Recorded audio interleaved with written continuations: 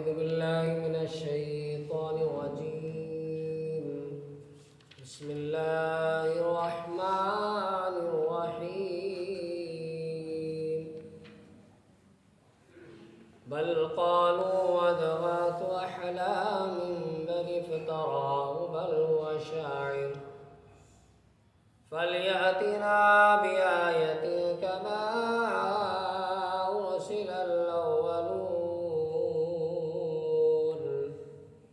صدق اللہ العظیم۔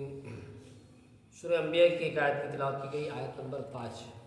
اس آیت میں اللہ تبارک و تعالیٰ فرما ہے کہ کفار بولے پریشان خوابے ہیں، بلکہ ان کی گھڑت ہے، بلکہ شاعر ہے تو ہمارے پاس کوئی نشانی لائے جیسے اگلے بھیجے گئے تھے۔ اللہ تبارک و تعالیٰ کا ارشاد ہے بل قالوا اضغاث احلام، بلکہ کافروں نے کہا جھوٹے خواب ہیں، بل افتراہ، بلکہ خود اس نبی نے اپنی طرف سے بنا لیا ہے، بل ہوا شاعر، بلکہ یہ شاعر ہے۔ فلیاتنا بھی آیا، اگر نبی ہے تو ہمارے پاس کوئی نشانی لائے، کما ارسل الاولون، جیسے پہلے رسولوں کو بھیجا گیا۔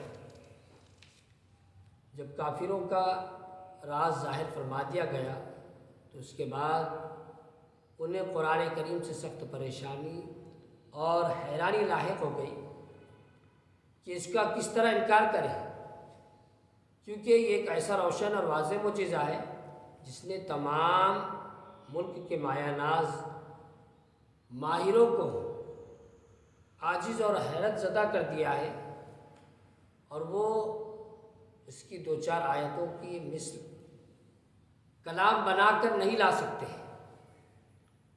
اس پریشانی میں انہوں نے قرآن کریم کے بارے میں مختلف قسم کی باتیں کہی اور کہنے لگے بلکہ نبی اکرم صلی اللہ علیہ وسلم جو قرآن لائے ہیں یہ جھوٹے خواب ہیں، اور ان کو نبی کریم صلی اللہ علیہ وسلم اللہ تعالیٰ کی وحی سمجھ گئے۔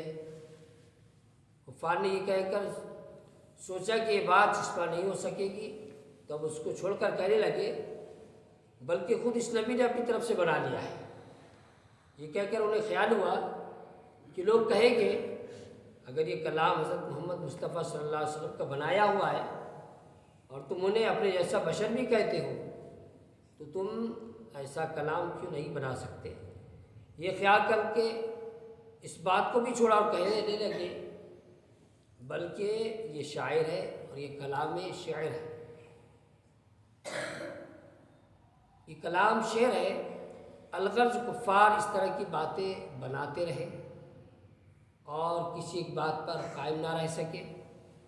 اب کفار نے سمجھا کہ ان باتوں میں سے کوئی بات بھی چلنے والی نہیں ہے، تو کہنے لگے اگر یہ نبی ہے تو ہمارے پاس کوئی نشانی لائے جیسے پہلے رسولوں کو نشانیوں کے ساتھ بھیجا گیا تھا۔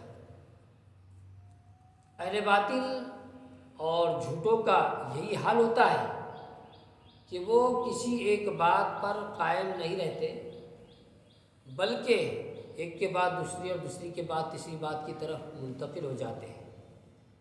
اس کی وجہ ایک یہ ہوتی ہے کہ وہ بات کرنے کے بعد خود حیران ہوتے ہیں کہ ہم نے کہہ دیا کیا ہے۔ صدق اللہ العظیم۔